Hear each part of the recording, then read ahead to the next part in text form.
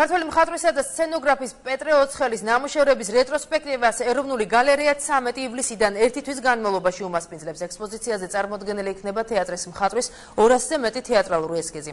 აჩვენებენ ასევე დოკუმენტურ ფილმს ჩემი ბიძა პეტრე ოცხელი, რომელიც მაყურებელს პეტრე ოცხელის ცხოვრებასა და მოღვაწეობაზე უამბობს. მარიკა შალიკაშვილის რეპორტაჟი.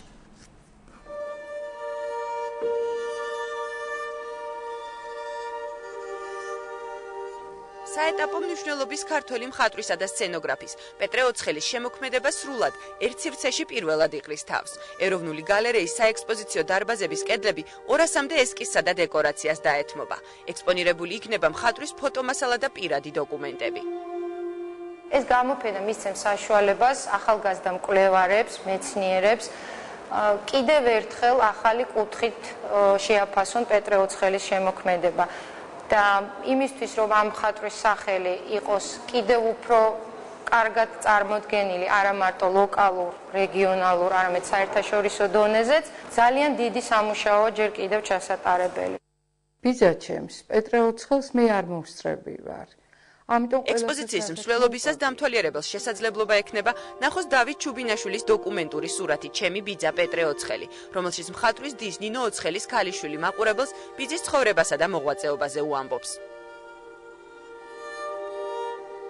პეტრე ოცხელის შემოქმედება ეს არის არა მარტო ქართული კულტურული მემკვიდრეობის ნაწილი, ის ალბათ მსოფლიო კულტურული მემკვიდრეობის ნაწილს წარმოადგენს და ამიტომაც ყოველთვის მის შემოქმედებასთან შეხვედრა ეს არის დიდი ზეიმი.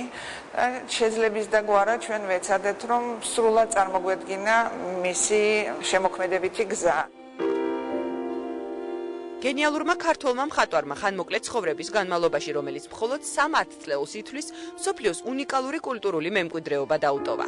ქუთაისელი კათოლიკეების ოჯახში დაბადებულმა ოცხელმა თბილისის სამხატვრო აკადემიაში მხოლოდ 1 წელიწადი ისწავლა და ამასობაში პირველი აღიარებაც მოვიდა.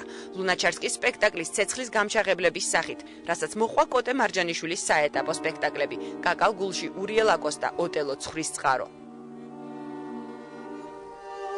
ნიჭის მხატვრული ხედვისა და დახვეწილი გემოვნების წყალობით ახალგაზრდა მხატვრით ყველა წამყვანი თეატრის რეჟისორი დაინტერესდა. პეტრე ოცხელს საქართველოდან ხშირად იწვევდნენ რუსეთში, ინგლისში. სცენოგრაფის ესკიზები ოცხელის სიცოცხლეშივე არაერთი პრესტიჟული ჯილდოთი აღიარეს.